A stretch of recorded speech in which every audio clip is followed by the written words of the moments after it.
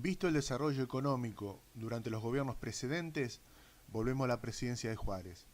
Acá tanto la toma de deuda como el déficit en la balanza comercial no parecen aplacarse, al contrario.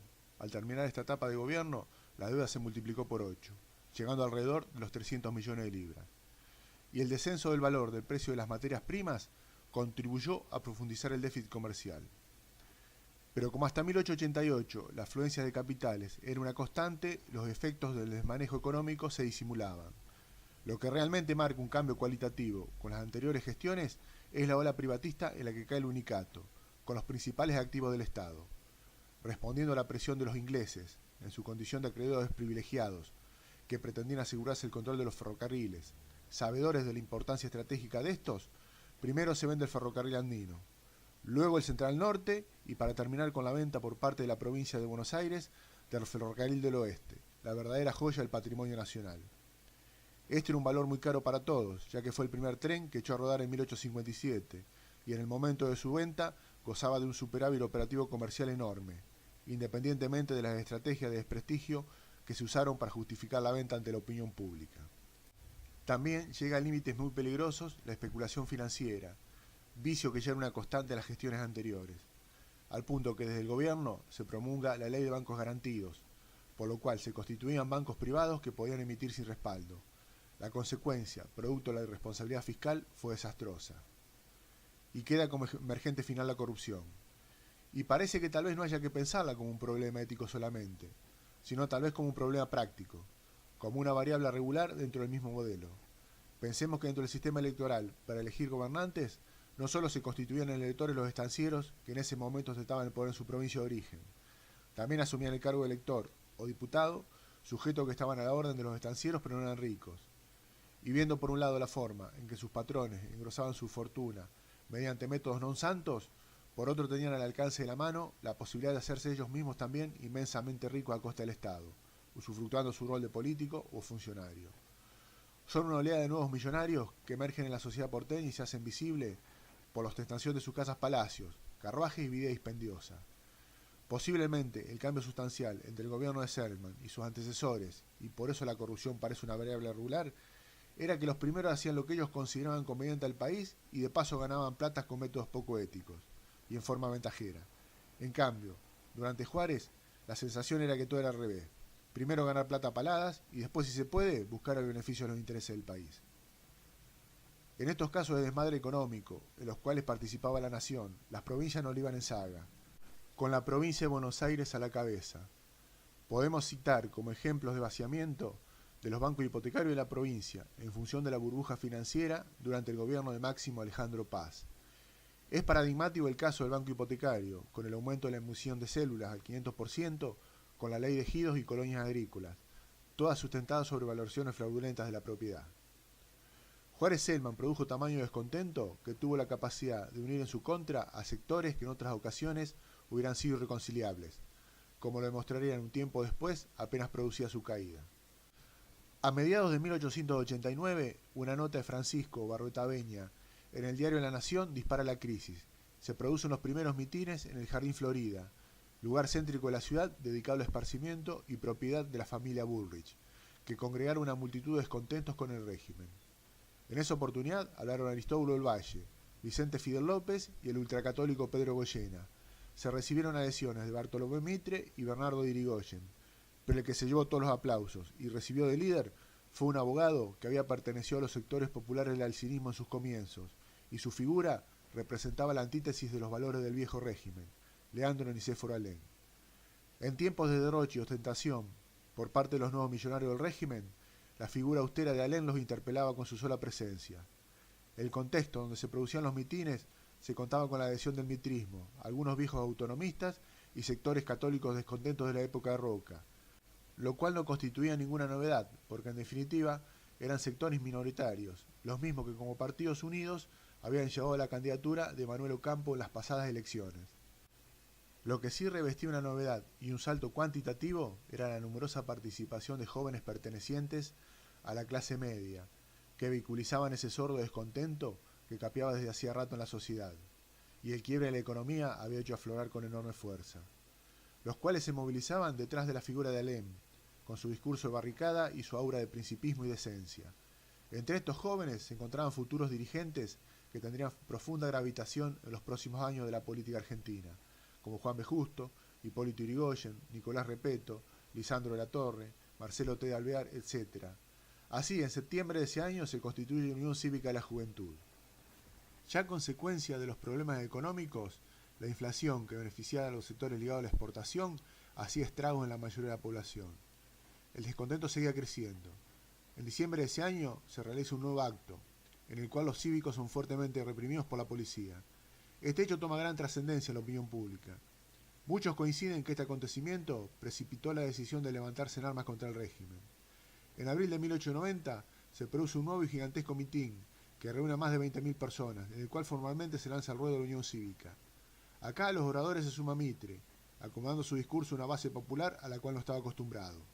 Pero la figura central y la que suma todos los aplausos vuelve a ser Leandro Alem, con su discurso de barricada que se hunde como un puñal en su crítica a la moral pública. Esto termina con una marcha hacia la Plaza de Mayo, en la que se conoce como el primer gran acto de masas en la República Argentina. Para descomprimir el estado de agitación general, el gobierno, por iniciativa de Pellegrini, presenta las renuncias a eventuales candidaturas presidenciales de Roca, Pellegrini y Ramón J. Cárcano, respectivamente. Cuestión simbólica las dos primeras, ya que Roca no era candidato ni estaba en condiciones de serlo, por su mala imagen que venía de arrastre desde los tiempos en que era presidente, y la de Pellegrini era inconstitucional, ya que el vice no podía ser presidente. La que sí tenía impacto real y golpeaba el plexo del sistema era la de Ramón Cárcano, cordobés y verdadero delfín de Juárez Celman. Esta dimisión era un golpe a la esencia misma del unicato. Presionado y para no quedarse atrás, el presidente impulsa una renovación de todo su gabinete de ministros. Igualmente se inician los contactos para la formación de una junta revolucionaria, con todos los sectores civiles y militares descontentos con el régimen. Mitre se ausenta del país por un viaje al exterior, lo cual para el observador fino es señal de dos cosas: se está conspirando contra el régimen y que Mitre no quiere saber nada con eso.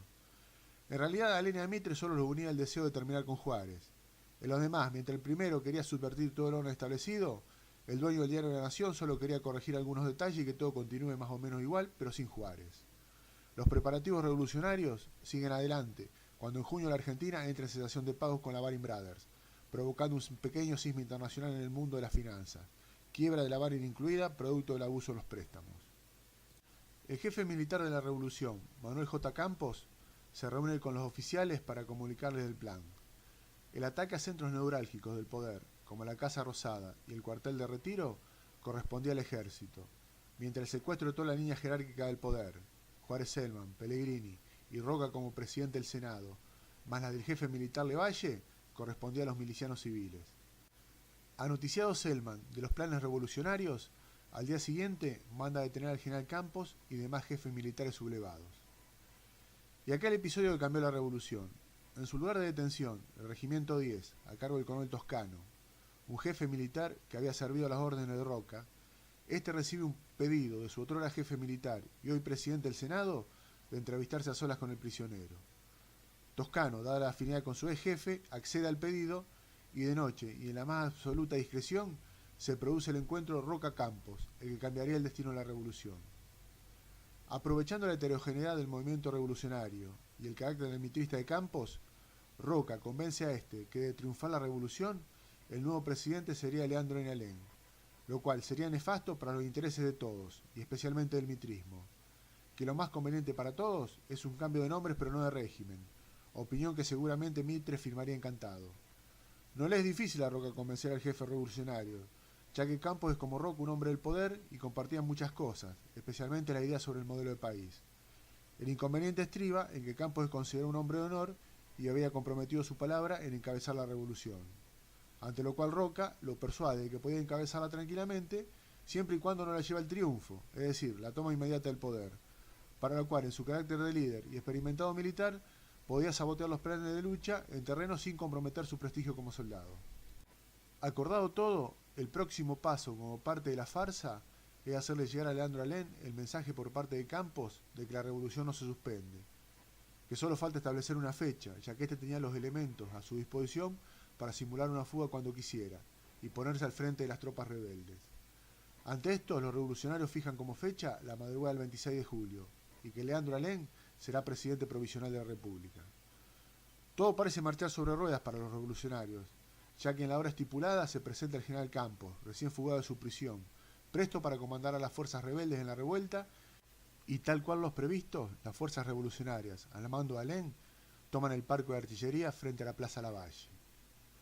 No es motivo este trabajo adentrarnos en los detalles de la batalla, que duraron 3 días y se desperdigaron en distintos lugares de la ciudad, con epicentro en el parque de artillería y costaron más de 1000 vidas humanas. Sin menospreciar los hechos bélicos, se podría inferir que la clave de la lucha era estratégica y se desarrollaba en 2 frentes.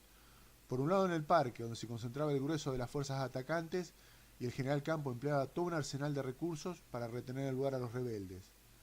Las excusas del líder complotado iban desde las más insólitas, como de dar tiempo a las tropas que se conozcan entre ellos, o problema en la distribución del rancho, a las más realistas, como la poca cantidad de municiones que disponían los rebeldes. A pesar de la queja del comando revolucionario, que además de sufrir el autosabotaje de su jefe sin notarlo, carecía de toda experiencia bélica y organizativa, Campos se salió con la suya y pudo mantener a los complotados dentro del parque y no arremeter contra el cerco que poco a poco iba formando el gobierno con el objetivo de aislarlo con el consiguiente desgaste en el físico y la moral de las tropas. Y en otro frente, Roca y Pellegrini, que no solo no habían sido secuestrados por las milicias de acuerdo al plan, mostrando el carácter improvisado de estos, se hacían cargo de la defensa del gobierno. Pero sabedores de lo que pasaba en el otro bando, no intentaron atacar a fondo, sino implementar una estrategia defensiva, esperando la llegada de tropas del interior y cercar a los revolucionarios, apostando al desgaste de esto. Eran conscientes de que las trabas que Campos le propinaba hacían surgir diferencia y discusión en la Junta Revolucionaria. 3 días después, el 29 de julio, son cercados en el parque por las fuerzas gubernamentales, que ya se habían reforzado convenientemente con la llegada de tropas de lugares cercanos. Los revolucionarios, sin balas, sin provisiones y desmoralizados y desorientados, son obligados a rendirse. Los trámites parlamentarios son llevados adelante por Pellegrini y Aristóbulo del Valle, uno por cada bando, y se acuerdan en el Palacio de Dorrego Miró, vecino al parque y sede de uno de los cantones rebeldes, que había quedado seriamente dañado por la metralla gubernamental. Casi como un determinismo histórico en el destino de los Dorrego, en presencia de la propietaria doña Felisa, hija de Luis Dorrego, hermano de Manuel, y en la misma plaza que justo frente a su casa, el odio de los unitarios habían bautizado la valle y levantado un monumento en homenaje al fusilador de su tío Manuel, obligando a los Dorrego a tapiar las ventanas que miraba hacia el monumento para evitar la afrenta, se firma el armisticio. La síntesis exacta de lo que vendría la dio el senador roquista por Córdoba, Manuel Pizarro, al pronunciar la frase: «La revolución está vencida, pero el gobierno está muerto». El fracaso de la revolución trajo como consecuencia 2 grandes perdedores. Uno, Leandro Alem, por la obvia razón de ser el jefe del bando derrotado, y el otro fue el presidente Juárez Celman, que es reemplazado por su vice Pellegrini en un intento de lavado de cara gubernamental. El sistema seguía vivito y coleando, comandado nuevamente en la emergencia por Roca y Pellegrini, como en aquel lejano 1880, la famosa Yunta Brava.